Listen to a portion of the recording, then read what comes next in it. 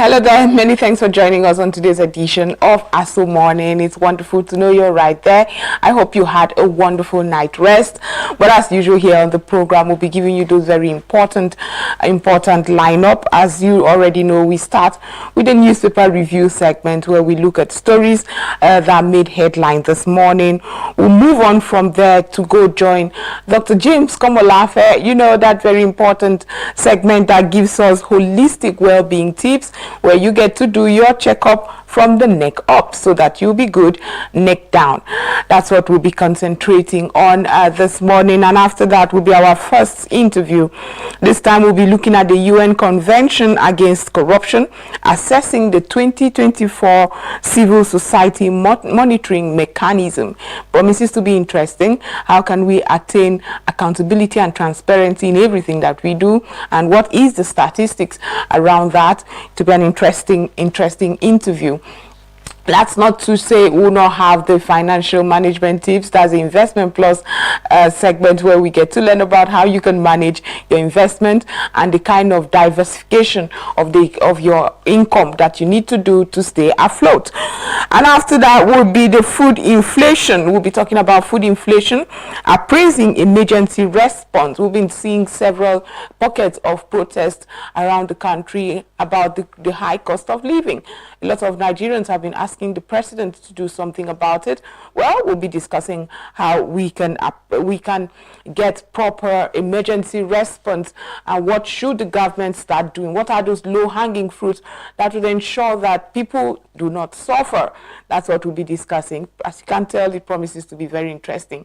At this point, we'll just go for a short break and return with the newspaper review segment, where we'll be looking at stories that made front page this morning.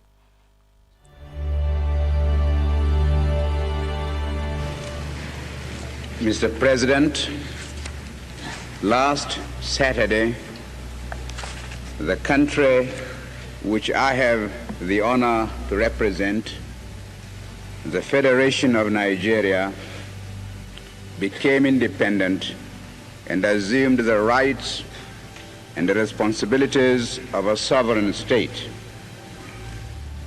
Today, Nigeria has been admitted into the United Nations organization and assumes still more responsibilities. I wish to make our position plain beyond any matter of doubt as regards the African continent. We in Nigeria appreciate the advantages which the size of our country and of its population give us, but we have absolutely no aggressive intentions.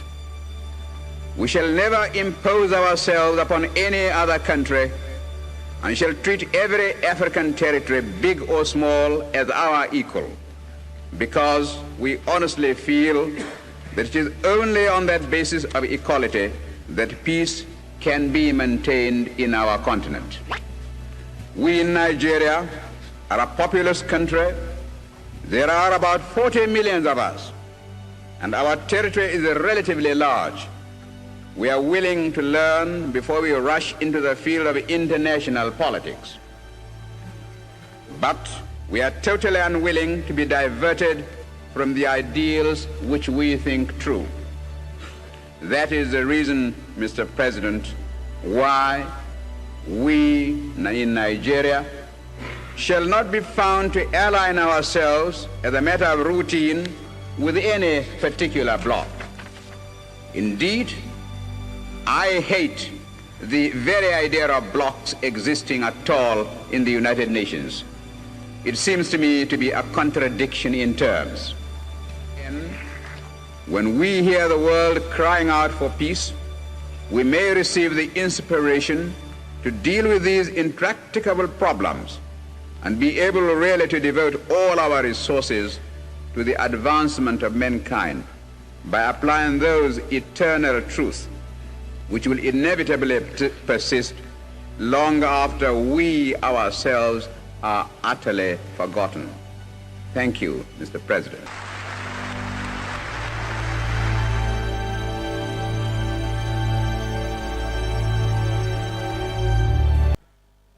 Welcome back from that very short And a very short break. It's time to join Deborah Yusuf, who's going to be joining via Skype. Unfortunately, Deborah, I've not seen you to make that punitive measures I have all planned out for you. You have no reason joining via Skype. Deborah, you should be here with me. Good morning. I'll be here with you tomorrow. You know, I don't miss Thursdays, but for whatever reason. So if you don't see me on Wednesday, you're definitely going to see me live in the studio on Thursday. That's okay. Deborah, it's so good to see you this morning. I mean, there's been pockets of protest all across Nigeria. By hearing people say the cost of living is too high and not sustainable. Absolutely. I mean, this protest is long overdue, in my opinion, and it's just, to people are beginning to become intolerable. They can no longer tolerate the high cost of living. Every day you go to the market, be sure the next day you're going to the market, you're more likely going to buy what you just bought a day before at a different rate. The instability is just is ridiculous. So I think that this protest, in my opinion, is long overdue, but because of the worsening hardship and also insecurity, people are beginning to, in Niger we saw protests, and other states we're seeing protests, and I think that it's quite disingenuous for the APC to come out and try to politicize this protest, when it just shows that they are actually out of touch with the people suffering, because you cannot attribute this protest to opposition and whatnot when people are suffering in real time, and there seems to be no aid in sight to actually alleviate this hardship and suffering. So I think that rather than try to look at who to point fingers at and accuse of a paid protest or whatnot, look at the actual situation of the economy and begin to offer short-term, medium-term, and long-term solutions. What are you doing in terms of oil theft in the Niger Delta?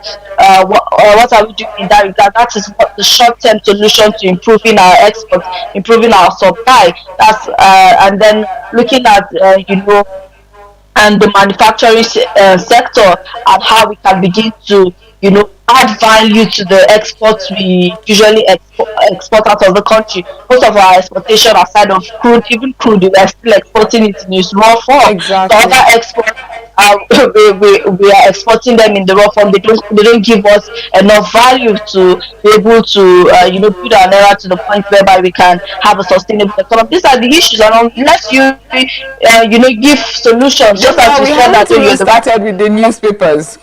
I see.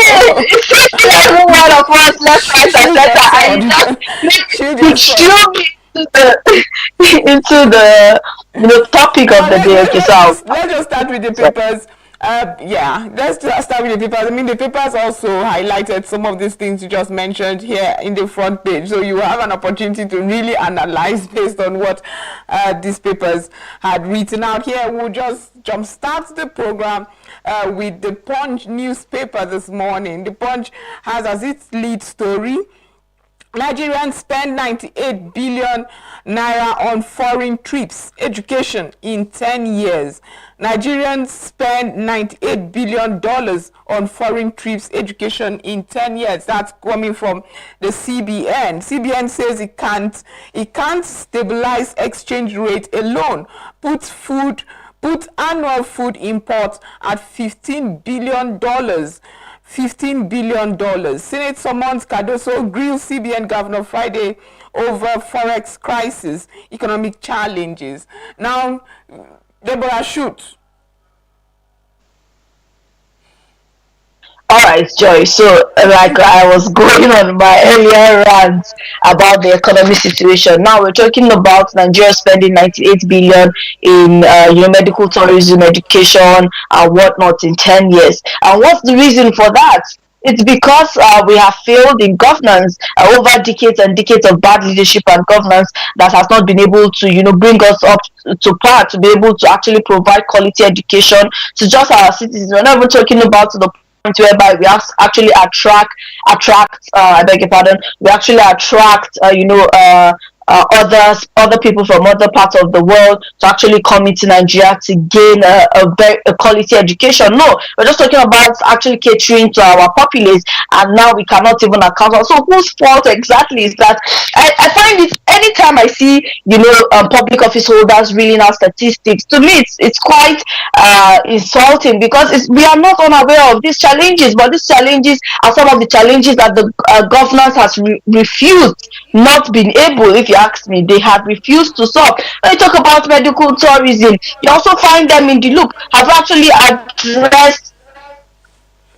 addressed our health sector. We have a population of doctors, nurses, health workers, you name them. People are actually even going as far as getting a certification in the health sector just to be able to japa, because you're not catering to their welfare. So these are the issues. So now Cardoso is not telling us anything that we do not know. What are the solutions to those problems? Is to actually look at all these sectors and do what needs to be done. That is what they have thinking when they go on their strikes, whether it is ASU or the NMA. That's what they always talk about. So okay, now that Cardoso has highlighted this issue, what are the solutions that they are proposing? I went through on the report by some of those newspapers, and I did not see any. Sorry, I'm getting some sort of feedback, and it's quite distracting. So if we can look into that, it would be very helpful. Okay, okay. I'm sure the technical people are on that. Deborah, are you there? Alright. Yeah, I'm here. I can go on. I think it's okay now. I was hearing myself earlier. So, like I'm saying, these are not problems that we do not know, but what are the solutions? What are the short-term solutions, the medium-term solutions, and then the long-term solutions? All of these, at the end of the day, like I said, it's actually moving us from an import economy to an export economy, whereby we do not just export raw materials, but we actually add value to them. And then, if to be able to do that, we have to look at infrastructures that are needed and necessary for us to be able to get to that point. But for short term, if you ask me what's the short term solution to these prevailing circumstances, it will be to increase our supply. How can we increase our supply? We have to end the oil theft in the Niger Delta, because crude is our major, source of effort. Mainstay. So I think. So I think that's what. Deborah, so that we do not dwell too much on this story, we have several other stories to go. Although a lot of them are still talking about the Nigerian economy and the hardship it is meeting on Nigerians. But let's just quickly move on. I'm sure there are bits and pieces that will still come in your analysis.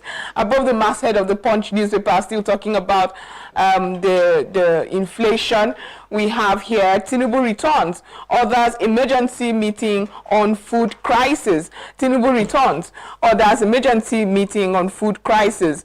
Beside that, we have Naira weakens at official market. Bank sells $584 million.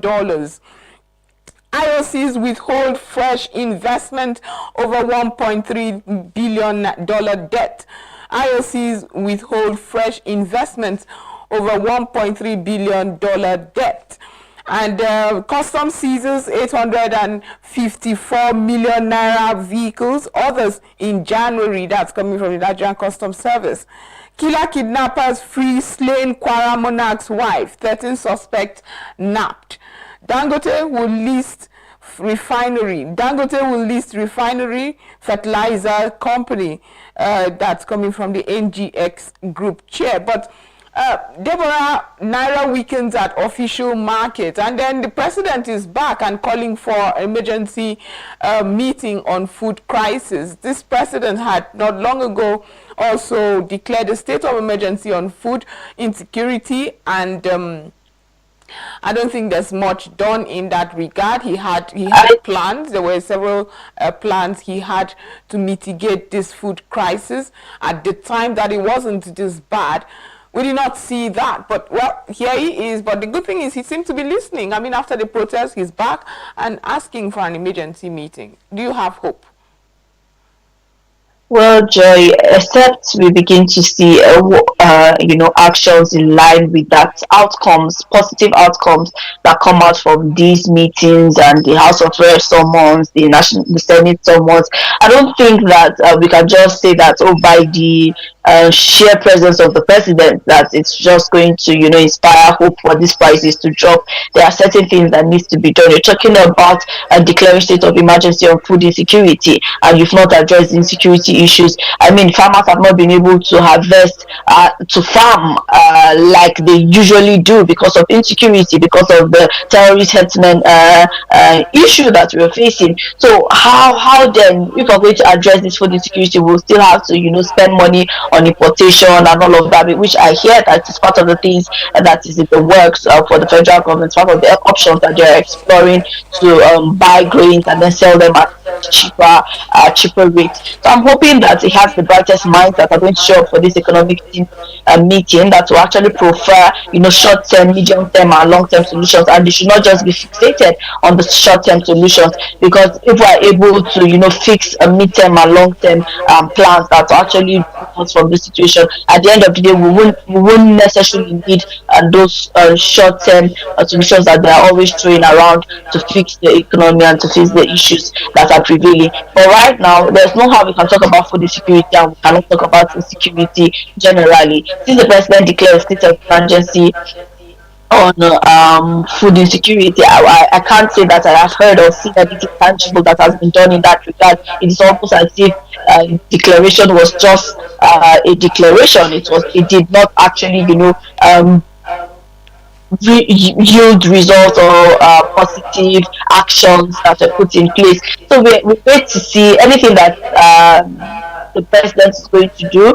Right now, it's not, nothing is looking good. Everybody is suffering, even those that thought they were rich, thought that nothing could change them, are being shaken by current economic realities, and more people will continue to fall below the poverty line, and that is not good for our country. That's not good for any country, as a matter of fact. So I don't know, until we see results. We cannot say for sure if this indicates that we're actually taking steps. But if you say the president is listening, I know that for a fact that I can't take that away from him. But is he doing what he's supposed to do? Talk about reducing the cost of governance. We still see, which is why I find it quite hilarious whenever the National Assembly are trying to make summons. I'm like, you are part of our problem. If you're not taking the kind of money to take home every month, perhaps things will be better and we'll be divert those funds to other critical areas. But no, when it comes to that, we're talking about strengthening Naira. I remember the past few years ago when it was even suggested to the National Assembly, I can't remember which of the houses right now, that they purchase their cars from our local manufacturing industry. Yes, and then it was laughed at, and it was not even considered. And then if we want to strengthen the Naira, one of the easiest ways to strengthen the Naira is to produce locally and also consume what we are producing. Consume so, locally. But no, we do not want to do that. We want to mix a magic wand and everything falls in place. I think that the President Bola Ahmed Tinubu is proving true to his words when he said that he's going to continue the trajectory of the former President former President Muhammadu Buhari, and we know what that has plunged us into, unprecedented hardship, and we're even going further that line. So far so good. It's not looking good for the president, it's not looking good for the APC party, and it's also not looking good for Nigerians at this point. Okay, Naira free fall. CBN blames rising number of Nigerians schooling abroad medical tourism. I wonder whose children can afford to study abroad at the moment. I wonder who or the category of Nigerians that can seamlessly travel abroad for medical tourism or medical services. And I'm happy he was saying this during they called him to scrutinize and go through what is really happening in the country. But I'm happy he mentioned it, that, a lot of people are sending their children to school. And that's not me or you, Deborah, is it? It isn't. And even if you find people within our categories, sending their words off to school, you find out that most of these people go based on scholarship. They get scholarships because they can't afford to pay such high fees and all. But even the Cardoso that was talking himself, I have it on good reports that all his children schooled in London. So I think that perhaps he was actually preaching to the choir when he was talking to the members of the National Assembly, our senators. Perhaps he should have also slotted in that they should pass a bill that stops them from sending their words of that's I think that's a far-reaching dream, because I don't see them doing that in any time. But if we're able to advocate and demand for that to the extent that eventually it gets passed, I think that it will also make them want to look at critical areas within our educational sector and other sector. Where we ban medical tourism, they will have no other option but to fix our health sector. So these are the issues, and as a matter of fact, he was preaching to the choir, because yes, while we still have other individuals that are not public office holders, that are not politicians, that are able to actually pay these fees, we find that the majority of these people fall within their class. So if they can do something about it, it is within the scope of things they can actually do to actually stop and reduce the rate of medical tourism, education, people seeking higher quality of education outside the country. Actually within the scope of things that they can actually do, and not just continue to rehash statistics every now and then, statistics that we already. Okay, Nigeria, Burkina Faso, 4 others to experience food crisis till May 2024. That story is on page 3 of the Guardian newspaper. You might have to go pick the paper to know why Nigeria, Burkina Faso, and 4 other countries will be facing food crisis. Now we have a big picture. You know how the Guardian likes to give us infographics of the pricey egg. That's what it started. The pricey egg. It also broke down several reasons why we have egg sold sold at 200 naira each. Deborah, is that sustainable? Each egg now goes for 200 naira. Here we have insufficient power supply from grid compounds alternative energy cost dampens production. Per capita consumption of egg in Nigeria is 60 eggs yearly compared to 250 to 300 eggs yearly in most advanced countries. Higher prices continue to affect demand. It says higher feed price has increased production cost. Rise in fuel price increased transportation costs by 25 to 30%. Wholesalers, retailers not getting enough eggs due to supply shortage. Well, average egg cost 150 to 200 naira each, and 3,600 per crate, depending on location. Yeah, it's way more than that in my location. I bought a crate of eggs for more than 3,600 naira actually. But you cannot blame the Poultry Farmers Association of Nigeria. They came out to tell you that we are having serious issues. There's no electricity.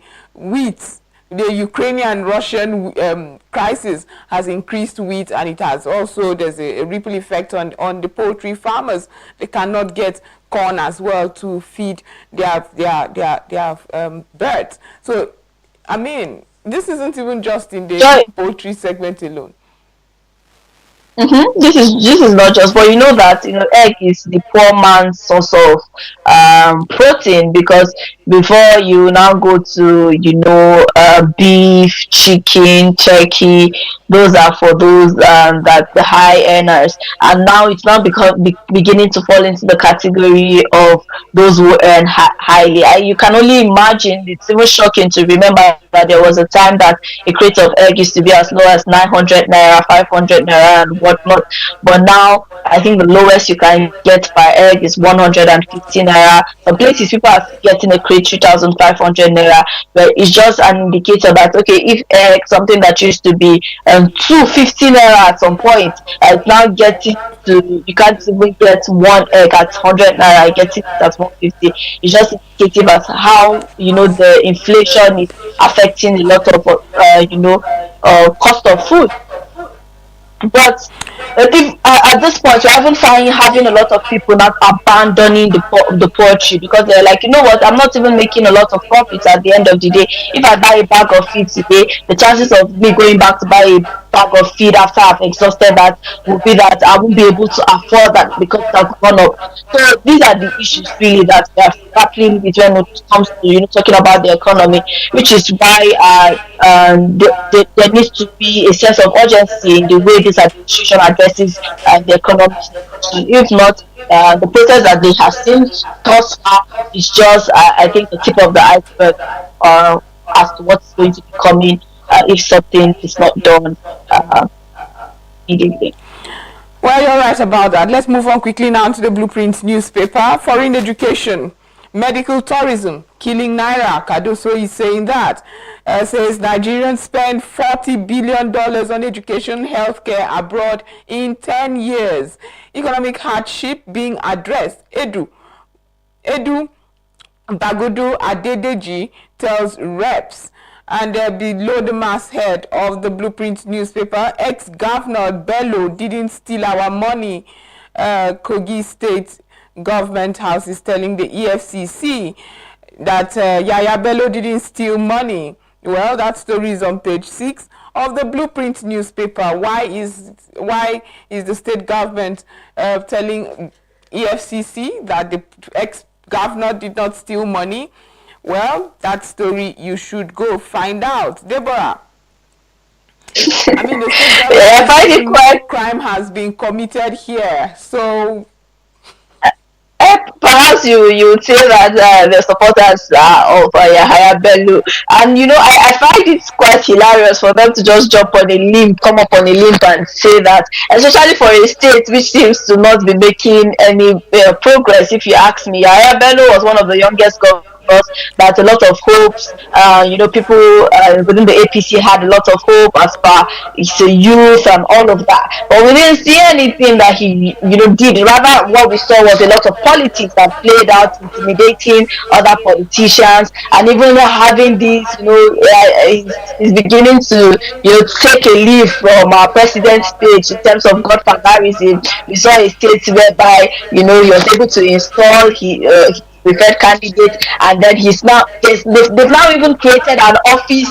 of the former. I read that on the paper. I knew you would jump at that. It was debunked.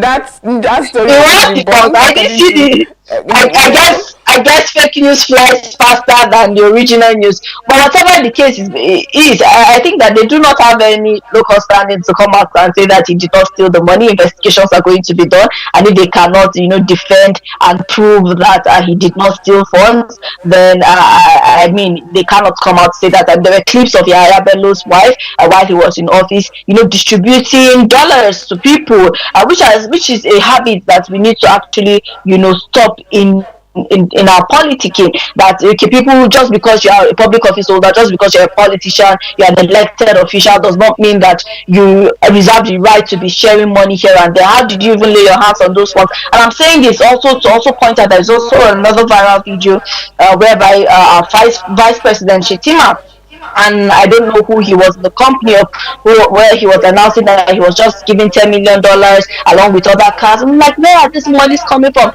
Are they from your allowances and salaries? These are the issues, and the fact that these people are bold-faced about it. They do it and they feel like they're going to go away without consequences. But I think that I must commend the EFCC, because just barely weeks after Yahaya Bello stepped down from office, they are already on his tail. But what is always important for me, beyond the probe, beyond the investigation, what are going to be the outcomes? Are these people going to face trial, and are they going to face throughout of the law? I think that is what will serve as a huge deterrent unto others throughout of the law, to the extent that whatever jail term the judge gives to them, they face it, and we are not going to see in a few months later that we're going to hear presidential pardon or executive pardon. no, we need to take dealing with corrupt people seriously.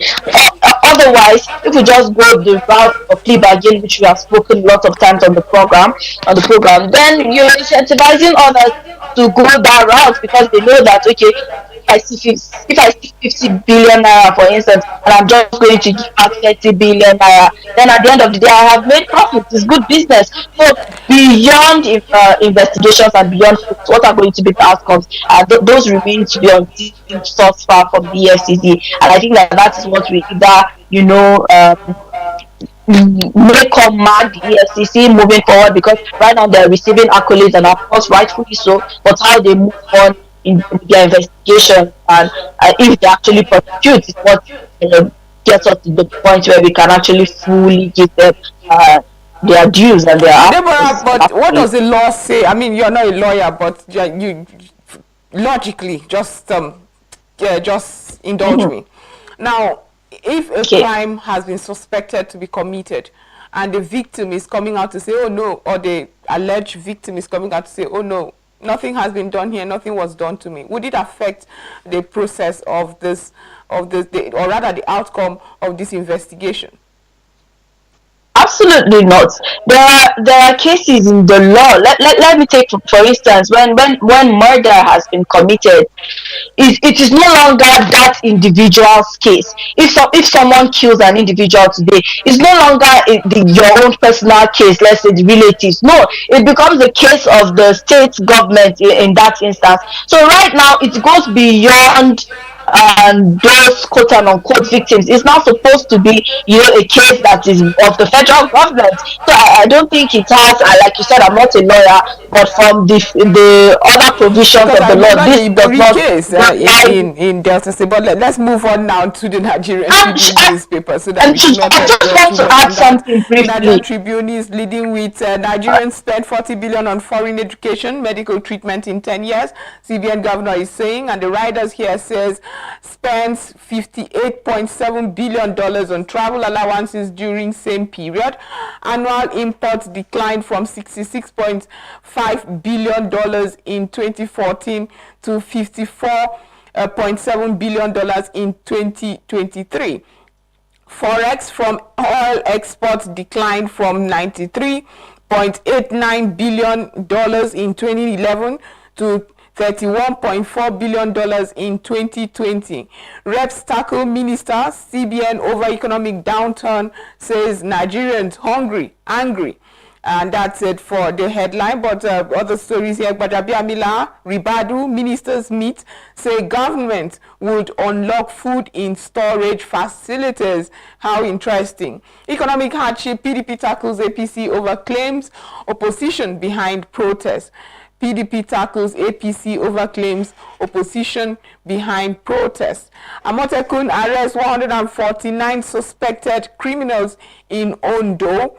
Insecurity, Senate meets service chiefs today, postpone session with CBN governor to Friday. Renewed hope turning to desperation, Catholic bishops tell Tinubu.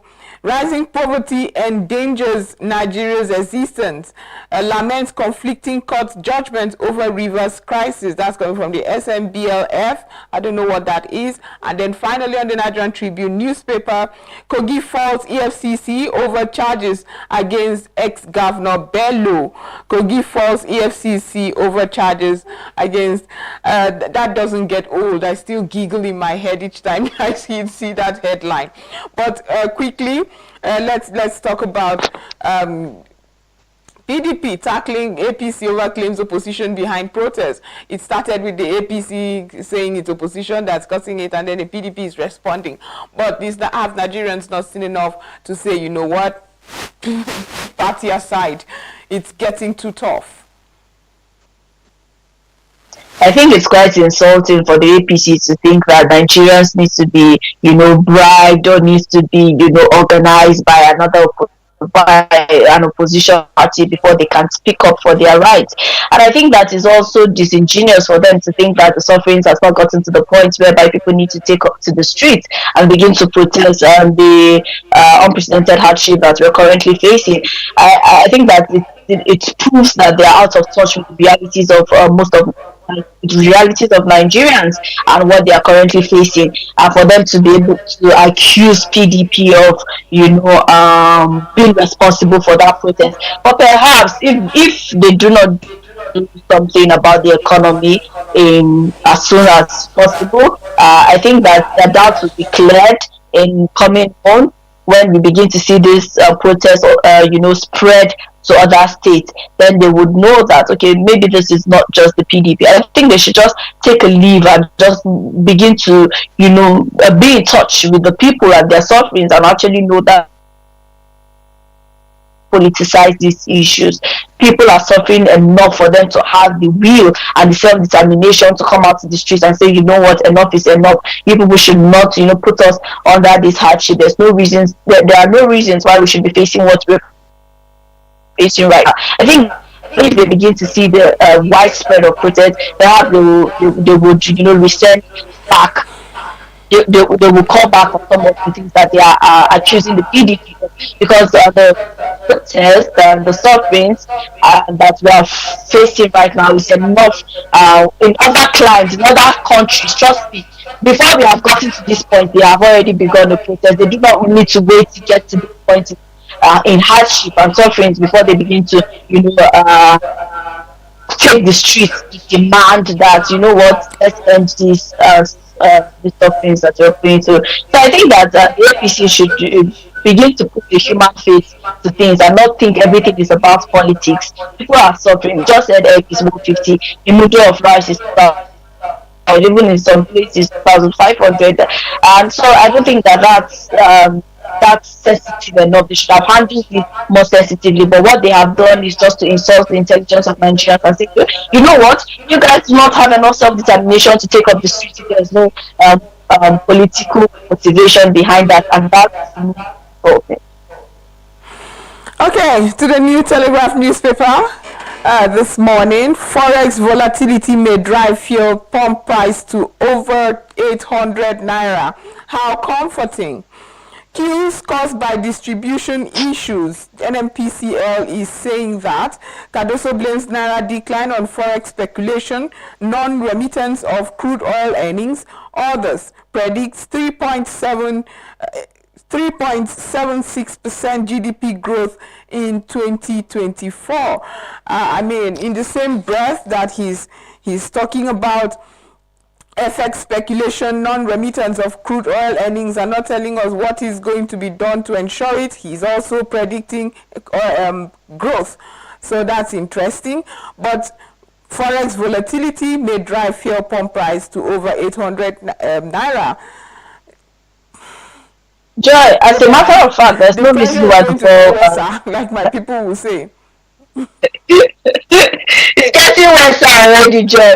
But as a matter of fact, people are going to look at this thing as objectively as we should. There's no reason why fuel has remained 625. The only reason is because we are still paying fuel subsidy. I know that they would not like to admit it, but we've had senior officials already coming out to say that yes, subsidy is being paid. The other day I was reading on the pages of the newspaper and I saw several of them admitting that it's only 50% of the fuel subsidy that was removed. So if we're not managing it and we're not paying the fuel subsidy, trust me, a long time ago we should have been buying fuel because at 800 naira or even more.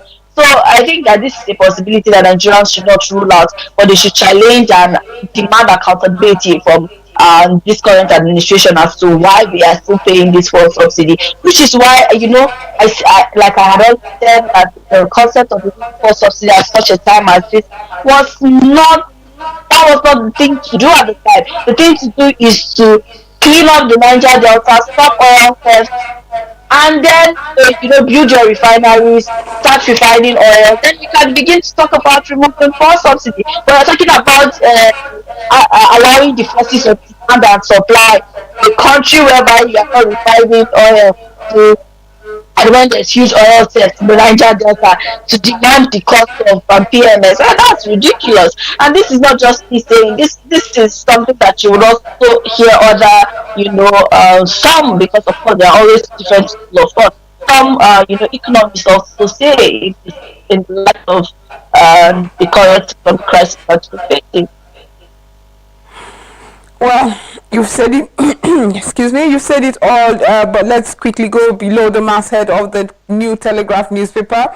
Bayelsa to federal government, clear your outstanding 13% derivation debt. Bayelsa to federal government, clear your outstanding 13% derivation debt. Okay, we have 21 billion naira money laundering. Judge throws out charge against former chief of air staff Amoshu. Okay, oil theft again. Tantita arrests vessel in Bayelsa as Navy moves to boost fight against bunkering. Federal government to enforce hospitals' compliance to law on gunshot victims, says delayed treatment increases number of deaths. Federal government to enforce hospitals' compliance to law on gunshot victims. That's an exciting one. I attended the investigative hearing on some of these issues, compliance to the 2007 law on mandatory the mandatory clause of that law to treat anyone who comes. And the story of Greatness Olufemi was also put out there, but yet Deborah, you should have seen the medical group justify everything. It was almost as if we weren't talking about a human being who lost her life, a father who no longer has a daughter, siblings who lost. We forgot how to be empathic. And these are the people who swore the Hippocratic oath in enforcing this law, 2007 law, that criminalizes anybody who does not treat upon sight of a victim of gunshot and other emergencies. It's just so funny, saying the reaction of these medical, workers were nothing short of appalling, because these are people who, took the Hippocratic oath to, save lives at any cost. I think it's quite ridiculous why you'd have to ask for police reports before you take in someone. The best you can do is that, what, I'm not going to discharge you until you get the police involved in. But first of all, you save that human life. And it's good to see that we're seeing attention. If you ask me, it's late, but better late than never. But I think the ratification of this law is very important across states, so that we begin to see less and less of these needless death, because a lot of those cases. There is even funding by the federal government for it. Just treat. What happens to those funds? Just treat. There's funding for it. Well, we're really running out of time. We'll move on now to the Nigerian News Direct newspaper this morning. FX challenges worsened by $40 billion spent on foreign education, medical tourism. That's coming from Cardoso, the CBN governor. BDC to undergo overhaul as Cardoso targets currency hoarders. Says CBN holds bold CBN's bold reforms lead to $800 million in forex transactions. And above the masthead of this newspaper, that's the News Direct newspaper, Labour Party PDP knock Tinubu as rising food prices frustrate Nigerians. Ekiti abduction. Tinubu on phone with me every day till abducted pupils were released, Oyebanji tells Afenifere leaders. NGX all shares index extend losses by 1.52%. Insecurity. Senate summons service chiefs as Tinubu inducts 2 combat helicopters. And that's it for the News Direct newspaper. Daily Independent has APC, Labour Party, PDP bicker over protest on high cost of living. And the riders here says APC accuses opposition of plotting to subvert Tinubu's government. Mina protest was about hunger, not political party. That's coming from the Labour Party. Tinubu has turned the economy upside down in 9 months, the PDP is saying. Warns APC not to politicize protests by Nigerians against hardship. Bajabiamila, Ribadu, Cardoso ministers meet over cost of living. Above the masthead of the Daily Independent newspaper, Tinubu asked military security agencies to end insecurity. Oyo will be first to achieve electricity sufficiencies. That's coming from the governor, Makinde. To increase household income, AFDP disburses $540 million to state. Nigeria reinstates flight suspension with Niger, spells out exemptions.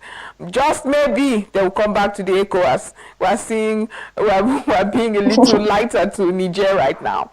Kogi governor raises the alarm over plan to tarnish Governor Bello's image. 21 billion naira money laundering, court quashes charge against former chief of air staff Amoshun. And finally, on the Daily Independent newspaper, Nigeria spends 14 billion naira on foreign education, medical tourism in 10 years. Quickly and finally, we would go to the This Day newspaper. Federal government convenes emergency meeting to address rising food prices. Federal government convenes emergency meeting to address rising food prices. And the writers here says, insists no food shortage in country, accuses opposition of using high cost of food, naira depreciation to cause crisis. Urges millers, major traders to make their reserves available.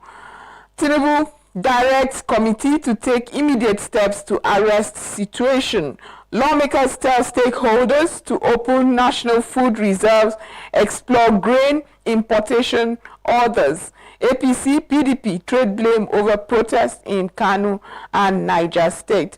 Cardoso, Nigeria spent 40 billion in 10 years in foreign education, medical tourism. Tinubu, no room for celebration until military ends insecurity, returns Nigeria. That's very interesting. Deborah, do you have a story you want to quickly react to? I wanted to just react to the story about the president saying no room for celebration until we resolve insecurity issues. I think that nobody has been celebrating thus far. If anybody has been celebrating, it's definitely not the average Nigerian on the streets. And as a matter of emergency, we need to see beyond beyond assurances that things will change, beyond promises. We actually need to see tangible efforts and actions how to change the narrative and change the way things are going right now. And we also need to see not just short-term changes, but medium-term and long-term, so that in the long run we wouldn't have to also come back to this point that we're in. So that's just it for me. Thank you so much for being part of the program and analyzing these papers with me this morning. Thank you for having me. It's always a pleasure. It's my hope that I'll see you here tomorrow, but this is where we go join Dr. James Komolafe for those very important holistic well-being tips. So stay with us.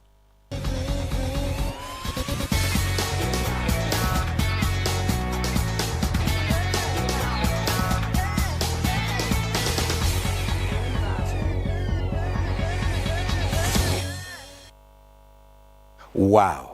Great to meet you on this platform once again. Welcome to this dynamic TV radio talk show. James Komolafe, Dr. Long Life, your behavioral coach from Saba Resources Intervention Hub, where we handle the good, the bad, and the ugly through psychosocial intervention. Welcome to the show. Today, I'm going to be sharing with you a very exciting topic titled Overcoming Emotional Dehydration. And actually, it's going to be in series. We all know about dehydration, when your body and your system lacks fluid, especially water, or you don't have enough of it. And then you are saying, doctor, which one is emotional dehydration? Yes, you heard me right.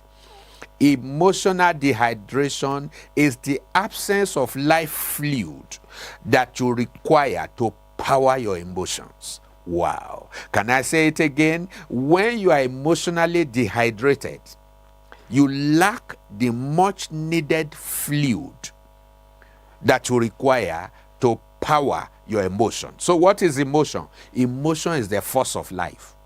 Every day is a vibrational day where you build energy through your daily lifestyle routines and protocol, and you also burn the same energy. Now, when the rate at which you burn energy is far more than how you build, you'll be drained. So it can cause you pressure and tension simply because your emotion is not stable or no longer static. Your emotion is your energy in motion. The mental energy, energy of the mind, and the spiritual energy, energy of the heart.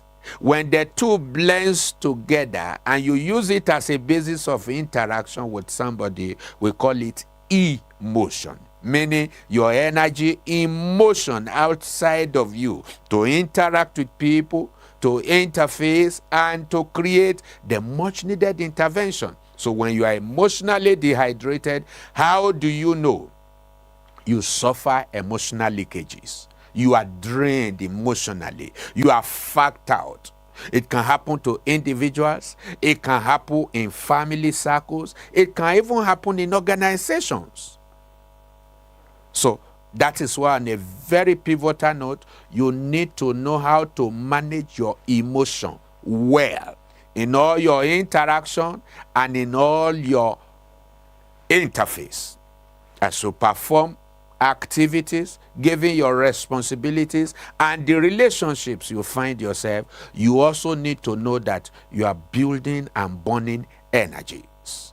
So the absence of life fluid that you need to daily power you, when you don't have enough of it, you can be frigid.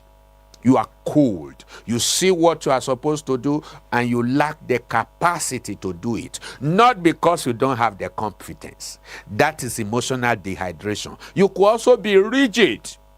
You just see yourself not changing, not bending, and you don't know why. You find it difficult to take a decision.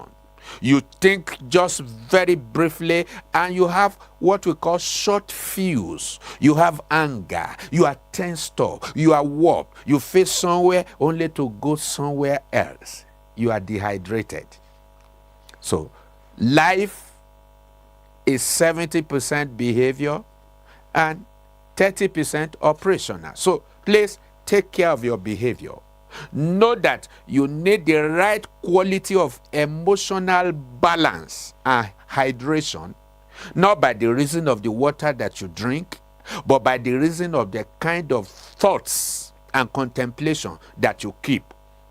When you study well, you reason well, and think well, then you will be able to emit energies to meet your daily demands of life. But where you don't do the right thing at the right time, and you have the wrong quality of mindset, it's going to affect your emotion. It's going to affect your interaction. It's going to affect all that you do. So in a nutshell, how hydrated are you in your emotion? Are you stable? Are you balanced? Are you static? Make hay while the sun shines. You are confused out there and you don't know what to do. Please put your phone call through to me on 08035999220 in case you are calling outside of Nigeria.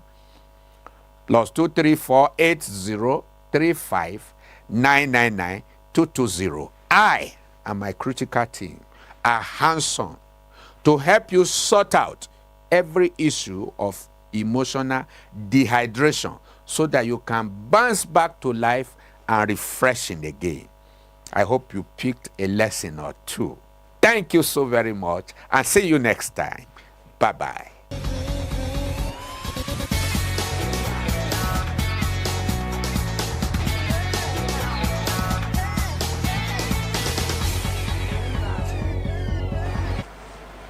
Welcome back from that, Dr. James Komolafe. Thank you so much for sharing that. There are some people who have such short fuse and they have to get that checked.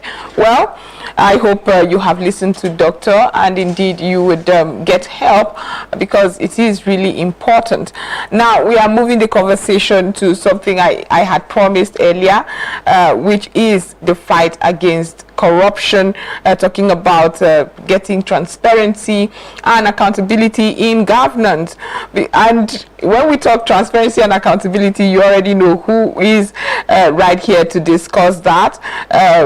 Victor Agi is right here. He is at the PRO Center for Fiscal Transparency and Integrity Watch. I will be talking about the UN Convention Against Corruption, that's the UNCAC, assessing the 2024 civil society monitoring mechanism. Is it working, and how can all of us be a part of this? Well, that's what we'll be discussing. Thank you so much for being part of the program, Victor. Thank you very much, Joy, for having me once again. Oh, it's always wonderful to have you. Whenever we see you, we know that we are talking transparency, accountability, especially in governance. Now you're talking assessing the civil society monitoring mechanism, and whenever we mention monitoring mechanism, it's not just one-sided. It's not just about the civil society's readiness to monitor. Is another thing to get reception from maybe government, who would have to give us information as to how projects are doing, and so that you can get your corruption index. But how is that going? First of all, before we get into UNCAC. Yeah, thank you very much once again for having me. Maybe before I go into how that is going, I mean, in terms of the reception of the government, and of course our own willingness as civil society to monitor the anti-corruption process with regard to the implementation of the United Nations Convention Against Corruption. Maybe I should quickly refer to some of the news you were actually reviewing this morning about the level of hardship in the country. And I like to say that why the hardship is increasing and with no solution, definite solution in sight, is because of corruption. Corruption is the reason why monies that are meant to actually fix some basic amenities in the country are no longer there. Corruption is the reason why there is high standard of living, you know, why people can no longer afford basic, you know, things like food, even to eat. The cost of commodities in the market is very, very outrageous. Inflation, food inflation is actually currently at 33% or thereabout. And so it is corruption that is the reason why we are not actually, you know, getting the things that we should get as citizens. And so it is very, very important for us, therefore, to spotlight some of these issues, you know, with regard to how government is actually fighting corruption. So the monitoring template was developed by the center to actually put government on its toes. It's just an independent assessment, like you rightly mentioned, to say how is government implementing the provisions of the UNCAC. The UNCAC, like you said, we'll talk more about it later in the conversation, has about 71 articles which focus on several areas, ranging from how corruption can be prevented, criminalization provision, asset recovery, international cooperation, technical assistance and information sharing, and all of that are the things that are provided for in the UNCAC. But we are not sure as of today how far Nigeria has gone. Even though we have undergone 2 review cycles, we can't say for sure this is where we are with the UNCAC. And so that was why the Center for Fiscal Transparency and Integrity Watch developed that monitoring template, you know, to really monitor how government is implementing. It actually comes with gaps, you know, identified in the implementation processes, and then of course the implemented provisions, and with suggested actionable actions. I mean, actions to see how government can improve its implementation of the UNCAC, basically. So that is what this monitoring template is all about. So we are saying the government cannot actually monitor itself, it cannot evaluate itself efficiently, so it needs an independent body. And of course, that's where civil society comes in. The media, are very, very critical in this process of monitoring. And in Article 13 of the UNCAC now actually gives room to the civil society to actually monitor the activities of government. But like you said, is government willing to receive some of this input? That is a matter for discussion, really, because oftentimes government sees civil society players as troublemakers. Exactly. They see us as people who are looking for fault, who are not willing to cooperate, in quote. And so there is this intention not to really cooperate with civil society players. But honestly, we are not troublemakers, especially with this monitoring template that we have developed. We want to assist government, to do their work better, basically. Joy, I'm talking too much. Let me. I'm enjoying it. Very often Nigeria is quick to be signatory to some of these conventions and all of that. But when you now say civil society organizations are often viewed as attacking government and not necessarily partners in progress. What are you doing moving forward to change that? Because it boils down to implementation of this monitoring strategy that you have brought about. Yeah, what we did, especially with the constitution of the stakeholders, for the presentation of the monitoring template, is to invite every key implementer of the UNCAC. Okay. Every key government agencies. The chairman of the ICPC was at the event yesterday, alongside other staff of the ICPC. We also had a representative of the EFCC, the Code of Conduct Bureau, Justice, Ministry of Justice. And so these are very critical stakeholders in implementing government anti-corruption efforts. So we try to also let them know that we are not antagonizing them, we are not questioning what they are doing. And indeed, government agencies in Nigeria, especially as it has to do with criminalization and law enforcement, we have been doing well in that area. And so we must also give it to some of the government agencies who are responsible for criminalization and law enforcement. But we are simply saying that we can have a situation, for instance, where every day the budgetary allocation to criminalization keep increasing, and whereas corruption is not reducing.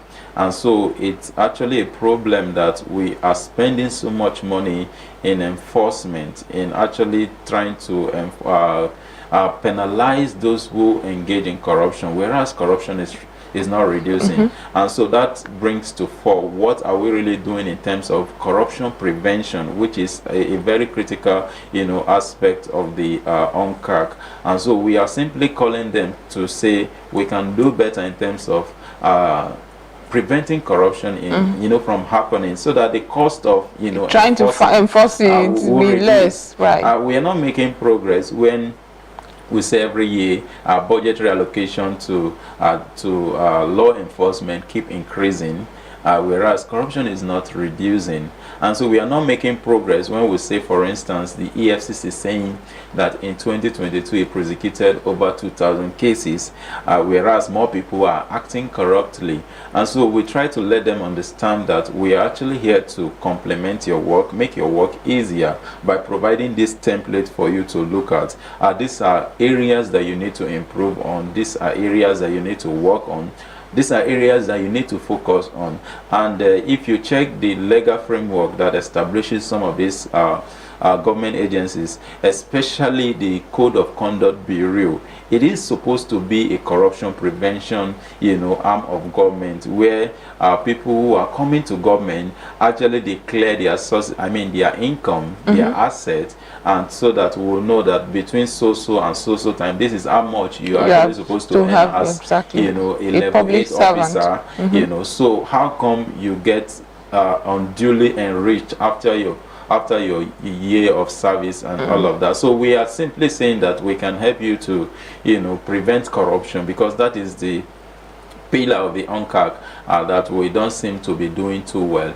Basically, so we are partnering. We are trying to let them know that we are not here to put you into trouble. Currently at the center, we really recognize the place of partnership with government.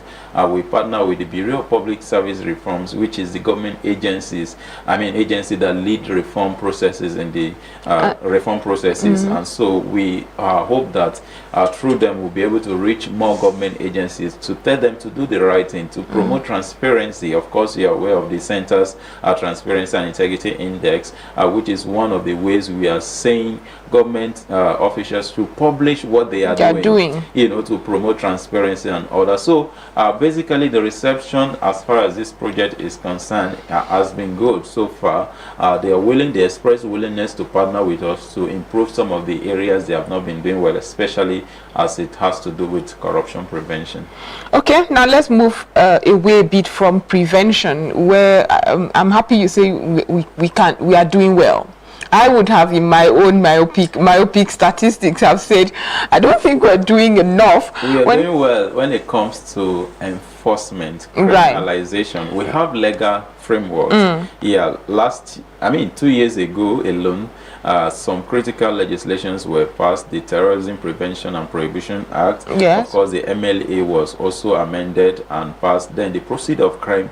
And so there are sufficient legislations, and that is why I said we are. Aren't we always very good at legislations and policies? We're theoretically very good at it. Well, and that is why we are now saying beyond legislations, beyond criminalization, let's enforce to prevent corruption. So that is the focus. So when I say we are doing well, it doesn't mean we are not corrupt. No, we are saying that in some aspect of we have improved. Yes, we have improved. But I want to say more about criminalization. Criminalization is another tool that often deters others. Where are we when it comes to intentional institutions that go after criminals, go after those who have been complicit in corruption? Yes, we of course, if you ask an average person, they will say it is business as usual.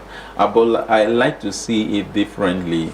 Recently, the EFCC has been making some landmark cases, and it is not the usual media trial that we know, especially with previous administration. But they have been making progress in terms of getting people to even repatriate. I read somewhere yesterday where a former Minister of Humanitarian Affairs was actually made, the cousin to a former Minister of Humanitarian Affairs was made to recover, excuse me, was made to return some monies in billions to the government coffers. And so I think that is where division should be, and that is where we should be rating them in terms of how much is being able to return to the government coffers. But again, some persons will now begin to ask you, after the return of the relooted fund, what happens to those funds? And that is where the question has always been. So I would like to say, especially with this government so far, not to say that they are doing extraordinarily well, but to say that the steps that has been taken by some of the agencies, especially the EFCC, we are also hoping that the chairman of the ICPC, who is relatively new, will also take some steps, to see how corruption can be prevented in the public service. So by doing well, I am not saying that there is no longer corruption, but again, like I said, while we continue to spend money in enforcement and criminalization, corruption is not reducing, and so it also actually puncture what really they are doing. Are they really doing the right thing? So that of course, people talk about plea bargains. Should plea bargains be equated to doing well? When rating law. I mean, Ms. Aggie, when we talk about plea bargain and asset recovery, we are very distrustful, and I'm not just talking Nigerians. I, for one, I do not trust it. You just mentioned that the case of I read that article as well. I mean, is it not good business if I take 13 billion naira and returned 4 billion naira as if some sort of plea bargain. Is that not business? Wouldn't it rather encourage this corruption we talk about? Yeah, so that is why some strict measures has to be built into the plea bargain processes. I am not a lawyer, and so I can't really talk to the technicality of how some of these plea bargains are actually arrived at. But I think really that some measures need to be built, strict measures need to be built into the process. I agree like with you. Say, it is business, it is good business, excuse me, that I steal a 10 billion, excuse me, and I'm made to return 3 billion at some time.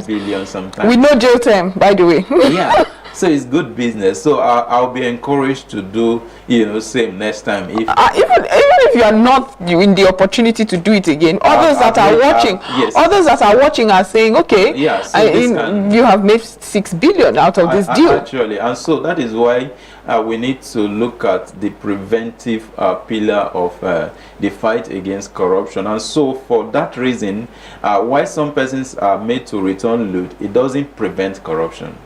So it now encourages more people to want to say, okay, since this is possible, I can also do same, and then of course bring upon and then talk about the plea bargain and talk about plea bargain. And so we really have to do much more than what we are currently doing in terms of how law enforcement and implementation of the law actually promotes corruption. So it's a balance that we really need to strike if we must make progress. So if what is this monitoring strategy? Does it have anything to do with technology as well? Because I know that it seems like Nigeria, we are not quick to embrace technology in some aspects, especially those aspects that will bring about transparency and accountability. How are you evaluating Nigeria's progress and ensuring that there is proper monitoring with technology? Yes, the monitoring template actually has about 8 or thereabout elements, and of course we look at the UNCAC provision, that is the article, and then we look at the implementation so far, how has Nigerian performed with that particular article. We also look at some gaps that have been identified in the articles. We'll look at we recommend recommendations to some of the gaps that has been identified, and of course we look at the responsible agencies of government that should lead the implementation, and of course the key implementing agency. And so it's actually available online. It can be accessed on our website, and so if you go to our website, you see all the layers that are required for all agencies as regards to the implementation of the UNCAC, the convention. And so it is available online. We also hope to actually print copies and distribute to relevant agencies of government so that they can have it handy. This is where we are in terms of, this is where the civil society say we are. Of course, we are not saying that everything on that on the monitoring template is 100%. We welcome input in terms of, if you think what we say are gaps, you have implemented them. We want to see the evidence that you have actually implemented them, and so we'll print and distribute to them, and of course to state at subnational levels, because again, and this is what I think you will also be interested in to note how state government are actually also performing when it comes to implementation of some of these laws and all of that. And so we hope to also distribute to state governments to actually look at some of the provisions that relate to the activities as well. And so it's available online, and of course we'll print hard copies to distribute to relevant agencies. We hope to continue monitoring. By monitoring, we'll use our platforms to call attention of relevant agencies right, to the fact that these are the gaps we have identified at the course of our developing of the monitoring framework. These are the things that you are meant to do to prevent or to fulfill other pillars of the convention and all of that. So this is how the monitoring framework will be distributed for now, and we hope to continuously from time to time call the agencies, like I said, to remind them. We'll do advocacy visits, to call their attention, because like I said, we have implementing agencies, we have lead agencies in some of these articles of the convention. Okay. Victor Agi, it's always wonderful to have you come talk to us about the corruption and the accountability fight, or rather the corruption fight rather, yes, and the advocacy towards accountability and transparency. Thank you so much. Thank you very much for having me. Right. Victor is a PRO Center for Fiscal Transparency and Integrity Watch. It's always wonderful to have him. But at this point, we'll go join the Investment Plus segment, after which we'll go to the second interview. So stay with us. We'll be right back.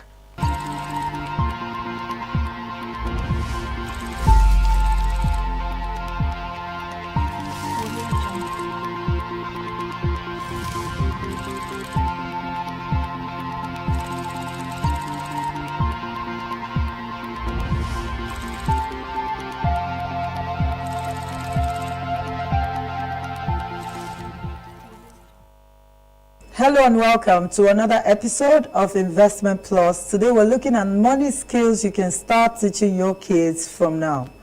Now, as a parent, one of the greatest gifts you can give your children is the knowledge and skills to manage money wisely. Now, today we'll explore the essential money skills you should start teaching your kids from now. Money skills are essential life skills that children can benefit from an early age. Now let's dive into the key money skills you should start teaching your kids to help them become financially responsible individuals. Skill 1 is saving and budgeting. Teach your children the importance of saving money and setting financial goals. Encourage them to save a portion of the allowance you give to them, or the dash monies they get from uncles and aunties or earnings, and set up a savings jar, which is your piggy bank or bank accounts for them to put the money into. Help them create a simple budget by allocating their money towards different categories such as saving, spending, and giving. This will instill the habit of responsible money management from an early age. Remember, Warren Buffett started investing from as young as 11 years old. Skill 2, differentiating wants from needs. Teach your children the difference between wants and needs. Help them understand that needs are essential for survival, such as food, clothing, shelter, while wants are things they desire but can live without. Teaching them this is very important. You must encourage them to prioritize their needs over wants and make thoughtful spending decisions. This will help them develop their ability to make sound financial choices in the future. Skill 3. Delayed gratification. This is very important for kids because this is not something that they learn easily. You must teach your children the value of patience and delayed gratification. Encourage them to save for larger purchases rather than seeking instant gratification. For example, if they want a new toy, encourage them to save from their allowance to get that toy, within a few weeks. Don't teach them that whenever they want something, they can get it instantly. Don't raise them up with the culture of buying impulsively. Now, this will foster discipline, goal setting, and long-term thinking in kids. Skill 4, earning and entrepreneurship. You need to teach your children the concept of earning money through chores or jobs, or even starting their own small business. You have to help them identify opportunities to earn money and guide them to understanding the value of hard work. Children must know how money comes. This will instill a strong work ethic in them and an entrepreneurial mindset from an early age. Skill 5, giving back and philanthropy. Teach your children the importance of giving back to community and practicing philanthropy. Encourage them to donate a portion of their money or time to a cause they care about, and engage in family discussions about the impact of charitable acts and involve them in volunteering activities. This will help nurture empathy, gratitude, and a sense of social responsibility. I want to encourage you to start teaching these money skills to your children today. empower them to become financially savvy individuals who can make wise financial choices and build a secure future. Now, by equipping them with these essential skills, you're giving them a lifelong gift that will shape their financial well-being. I always say that wealth transfer is not just the transfer of money to your children, it's also the transfer of the principles that created the money in the first place. Now, this is my final tip. Be a good example for them. Children learn more by watching, and it is important to help them create the right images and mindsets about money right from a young age, just by being their example. Thank you for watching today. I hope these tips help you raise your child to be money wise. Until next time, bye for now.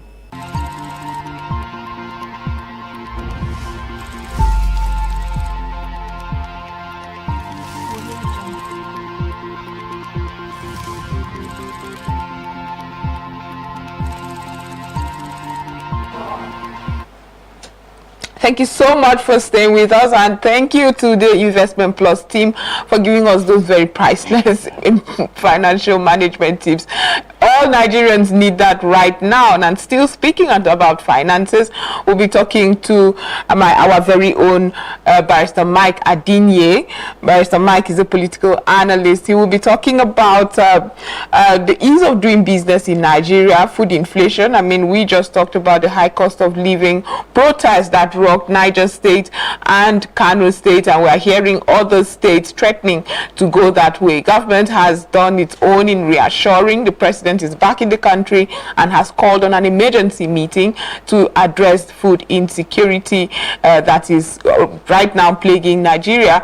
We also read about earlier about the CBN talking about the reason for the inflation and the forex fluctuations and the pressure on the naira. That's what we'll be discussing quickly. But Mike Adinye, thank you so much for being part of the program. The pleasure is always mine. Of course. Now, Mike, where do we start? Did you see this coming with the removal of fuel subsidy proclamation? Why are we having reports of international organizations in Nigeria leaving when we are still begging for foreign direct investment? It's okay. It's not just international organizations that are leaving the country.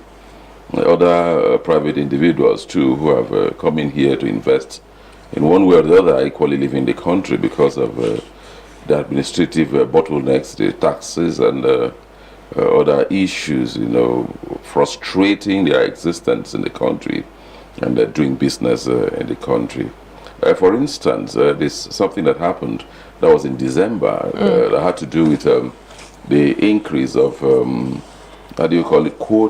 quota, the price money for quota, even investments in this country.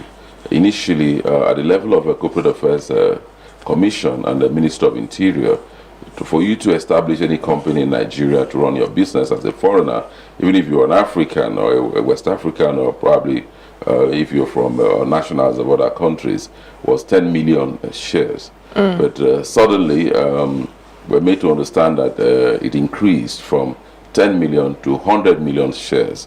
And that has frustrated Indians and other foreign nationals who were coming into the country to do business. For instance, someone called me a few days ago who has a staff strength of over 100 people, both in Lagos, Kano, and Abuja.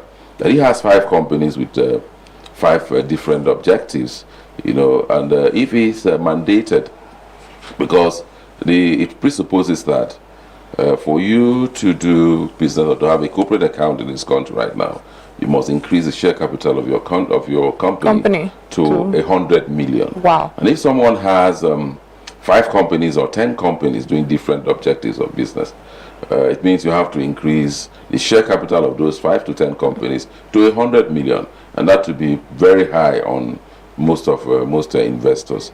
And it goes, it's sarcastical. It's in juxtaposition with the body language and the position of the president, wherein he goes to other countries to see how he can lure investors into this country. But when you come here and meet some of these bottlenecks, it becomes very impossible to do business in Nigeria, which is in counterproductive when you are talking about attracting foreign direct investment. How do you attract them when you're giving your them business environment is draconian policies of government, to frustrate their existence in this country? So why have we not been addressing this very important issue? Is it that are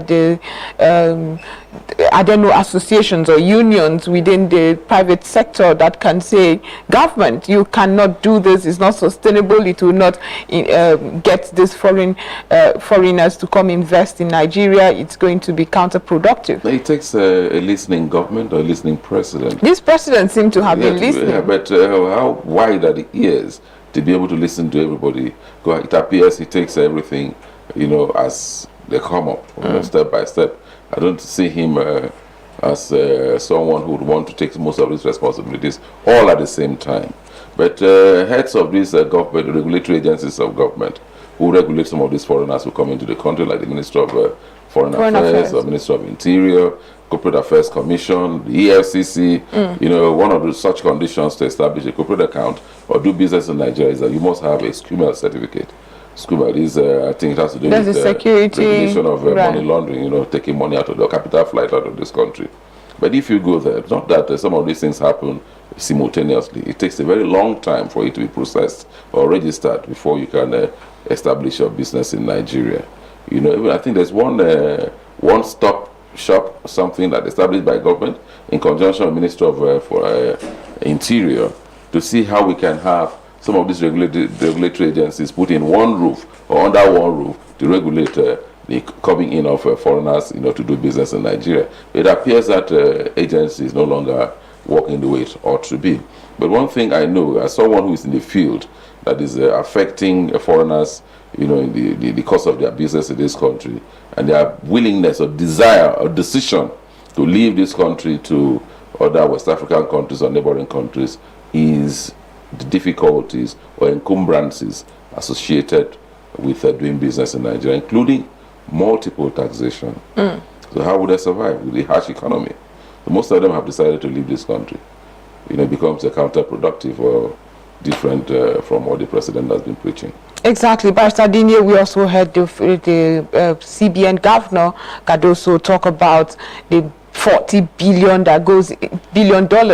that goes into foreign trips, schools, tertiary education funding. So the high demand for the dollars. And the high demand for dollars. Talk about medical tourism and all of that. And that if that can be curbed, we'll see the less pressure on the Naira. I think it was equally the thinking of the Mr. President when he decided to cut the number of, how do you call it, delegates that travel with him. Or associates who travel with him, for international interactions or transactions. But not just that. I equally was made to understand that even politicians, not just people who seek the dollar, to do businesses in Nigeria or probably interface with their family members outside this country. Politicians equally get this money. Even civil servants get this Naira and then convert it to the dollar. So there's so much high demand for the dollar. In economic terms, once the demand is higher than the supply, it affects even the commodity, the price of the commodity. So that is what is happening in this country. And more so, if we can de-dollarize the use of the American currency in our international transactions, I think that will equally help us as Africans, not just Nigeria.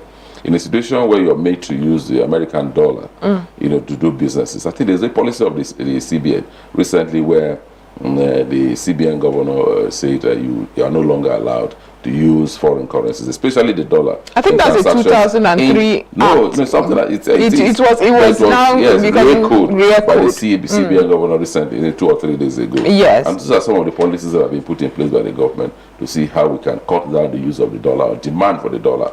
In other countries in Africa equally have high demands for the dollar. Why is our own case different? I think the devaluation of the Naira equally affected the value of the Naira. I don't know what necessitated that or what brought about that. But these are some of the indices, that are bringing down the value of the Naira and making it look as if it cannot compete with not just American or Western currencies, with African currencies. Because I know what is happening in Benin Republic, I know what is happening in Cameroon, and other African neighboring countries, wherein their currencies now have value more than the naira. Wherein their currencies now have value, but you can't blame. When I read that news later talking about transactions in foreign currencies and how it is being banned, I can understand. I mean, I've communicated with some businessmen who tell you, we don't have some products in Nigeria, we have to import those products, and when we do, it's not sustainable to sell in the naira, the currency. It is an offense. That goes without saying. However, how can we improve our production and patronage? Because we keep talking buy naira and local content, patronize the local production, local producers and manufacturers. Is it a mindset thing? Because we seem to all get foreign taste for everything, our meals, our dresses, everything. Well, I think that was what led to the death of Thomas Sankara, because in a situation where at some point he said we have to look inward instead of solely depending on foreign other countries to be able to survive. But that is a form of new colonialism, where you feel that you cannot survive as an independent nation, as a sovereign nation, without having to look at other currencies for your survival. But I think one thing that we need to do in this country, take note of the fact that Nigeria is a mono economy. We only depend on oil. We are not industrialized. We are not encouraging local industries to survive. How do you boost, the value of your currency? And we are equally not exporting goods to other countries because, and I'm sure that is why some of these regulatory agencies were put in place, to make sure that our goods have high merchantable quality, the way it used to have, where our goods were found in most West African countries or other African countries. We need to equally, the packaging of our goods, the first thing that we must do is to industrialize this country. It's not just all about sole dependent on government to do business. We equally need to encourage the private sector to grow, establish industries, get in more people, so that we will curtail the number of persons who leave this country for greener pasture outside. It's not as easy as it is, or most of us think in this country. But if we can boost the value of the naira, it will now bring, lift the image of Nigeria. As it's always said, there is a glitch right now that Nigeria is a giant of Africa. I don't know in what time. Could it be in football? But definitely not in our currency, because other currencies in West Africa now have better values than the naira. But one thing we need to do in this country is the power sector has to be improved. The security must be improved, because there's no foreigner who want to come into this country with the kind of security situation we're facing right now. Of course. Once we industrialize, and industries cannot survive when you can't even afford to buy fuel with the high cost of fuel in the market. How will you survive if you have to power your generator, your local plants to be able to survive or to be able to continue production? We still have to provide electricity for these industries to survive. So when we do this internally, the naira would automatically have a boost above every other currency, or every other person who start looking up to Nigeria as a place where they can do business. I mean, we've been talking about the mono economy, but what do you see the body language of this administration when it comes to the non-oil sector? Well, so far, the industries cannot survive or cannot work without the influence of the regulatory agencies like the CBN. Then what the CBN is grappling with right now is to try to see how they can give the currency a value, the naira a value. Once they achieve that, because they cannot do or bite more than they can chew per time.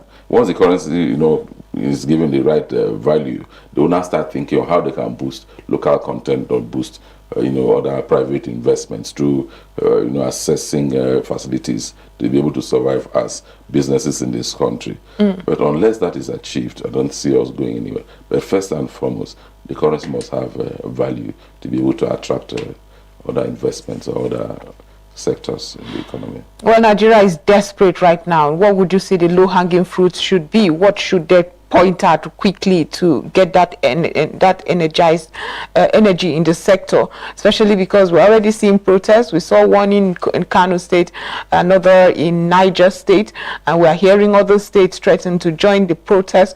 Unfortunately, it's been politicized. Now makes it we are hearing APC, PDP, and Labour Party. Oh, it's you that's causing the protest and all of that. But most importantly, Nigerians are suffering, and they are harrowing economic challenges that they are facing. So what would you say the government should do, and do quick? Well, one thing that the government should put in place is security.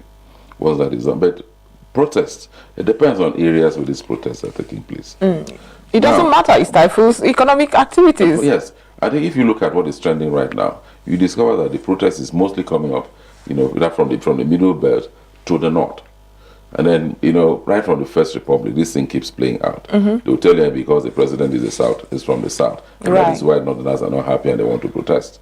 We had a terrible situation in the last government. And we didn't have some of these protests in the north. But we're rather having them in the south. Now we have a president from the south. The protest is originating from the north. So it's something that will continue to play out because of the use of sentiments or reliance on sentiments, to be able to determine our demands per time.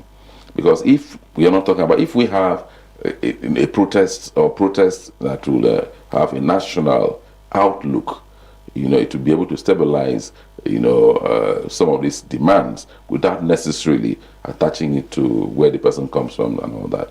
But one thing we must put in place is to make sure that the life of every Nigerian matters to this government.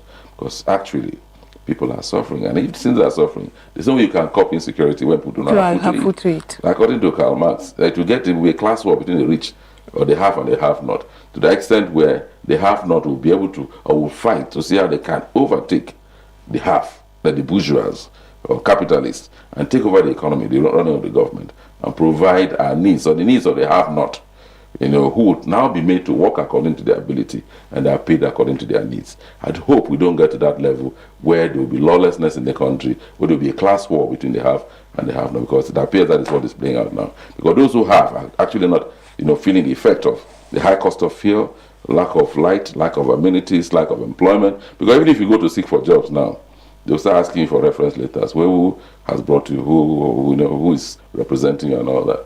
Who has given you a letter and all that? Instead of looking at what you can produce per time, based on meritocracy, or what you have been able to do over time, or your level of exposure or level of intelligence, your ideas that will run the economy or run the country or run the industry or run the company. Most times we don't look at that. We look at where you come from, your religious background, who is giving you this referral, reference letters, and very ridiculous, inconsequential sentiments. Most times we would generally say that the square pegs in round holes. That is what is affecting us, and that is why we have lack of productivity in the country in all sectors. Because in our local parlance we call it man no man. To determine where you're placed by time, not necessarily what you can do at a particular time. That is what we're using now to regulate our placement, proper placement in this country. Sometime last year, the president declared a state of emergency on food insecurity. Today, he's back to the country and he's asking for convening a meeting, an emergency meeting towards food insecurity. During the first declaration, we saw nothing much out of that food insecurity, state of emergency on food insecurity. And here is another emergency meeting. Do you think at last we would have those policies or those initiatives that will relieve Nigerians? First thing first, if you ask me as an individual or as a Nigerian, I think right now it's a misplaced priority. The farmers can no longer go to farm because the bandits or criminal elements have taken over their bushes or their farmlands. Why not secure these farmlands and allow the farmers go back to their farms? Because most of them have left their original, their aborages, or have left their natural habitats to other places provided by government in the name of, refugee camps and all that. So how would they farm? The farmers have left their farms.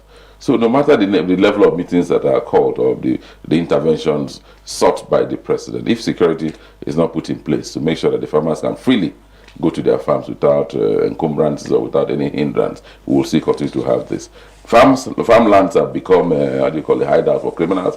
You know, some of these hostages are kept in farmlands. And with these men who are heavily equipped or with sophisticated weapons taking over their farmlands, no matter the number of meetings you call, even if the meeting is called in heaven, we still continue to experience these things, because I won't go to farm if I were a farmer when I know that my farmlands or my properties have been taken over by bandits or criminal elements. It has also been reported that there are cases where there are structured taxation. The bandits will come and tell you. Especially in Nigeria, we witnessed that, where they say you must pay this. Where you fail to pay, they will come and attack you or eliminate everybody living in that place and ask you not to go to your farms.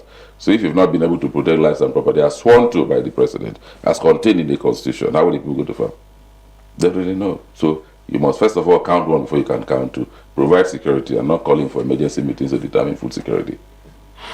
Nigeria is large, and it seems there's this dynamism to the fight against insecurity in Nigeria. That's why most people are calling for state police. Because if we feel that somebody who cannot come from Zamfara State to be a policeman in Akwa Ibom State or across the river where I come from, how would the person know the nooks and crannies where these hideouts or criminal elements can take over?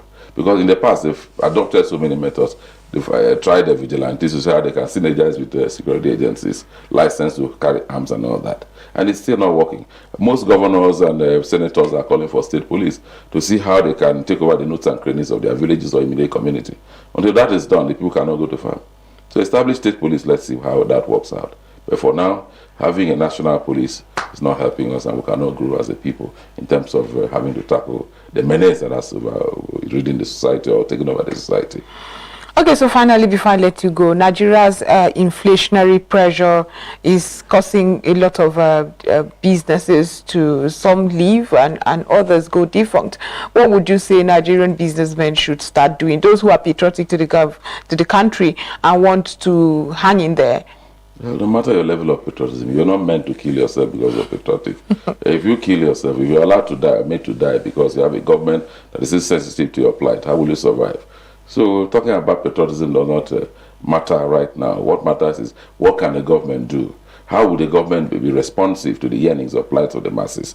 The president of this country is the commander-in-chief of the Nigerian of the armed forces, and therefore certain steps must be put in place. If the security, how do you call it, the heads of security agencies are not doing well, see, you can bring in new ideas and see how you can make them work. Where they fail to work, then they should be shown the way out. Let others who are willing to do the work be put in place to do the work. Otherwise, Nigeria will not be better, where people cannot have food or 2 square meals to eat in a day. You don't expect me to go have an empty stomach when I feel that my neighbor has. I'll definitely be moved to steal, even though there's no moral justification for stealing. Exactly. You cannot encourage somebody to undertake negative vices or go, haywire because he wants to survive. You should look up to government, not a neighbor who is equally surviving by, the whims and caprices of what he has put in place by himself and not by the government. Nigeria must survive, whatever like Nigeria will survive. Yes, it's a phase that we're all passing through, and I'm sure that there's light in the tunnel. The government is trying various ways of putting various means to see how we can come out of this debacle that has befallen us as a nation. Pastor Mike Adine, thank you so much for being part of the program. It's always mine. I see this as homecoming. I'll always come each time I'm called upon. I am happy you love us because we love you back, even though sometimes you do not believe us. Yeah, this is an opportunity to talk to Nigerians and encourage them to be steadfast in whatever they're doing, believing that God will one day intervene and bring us a Joseph who will take us to the El Dorado we've all been yearning for. Right. Thank you so much. Thank you. Now, this is where we draw the curtains on Aso Morning, this beautiful, beautiful Wednesday morning. My name is Joy Aso. Rest assured, we'll be back tomorrow with another interesting edition. I hope you've learned a thing or two in today's edition. Have a productive day.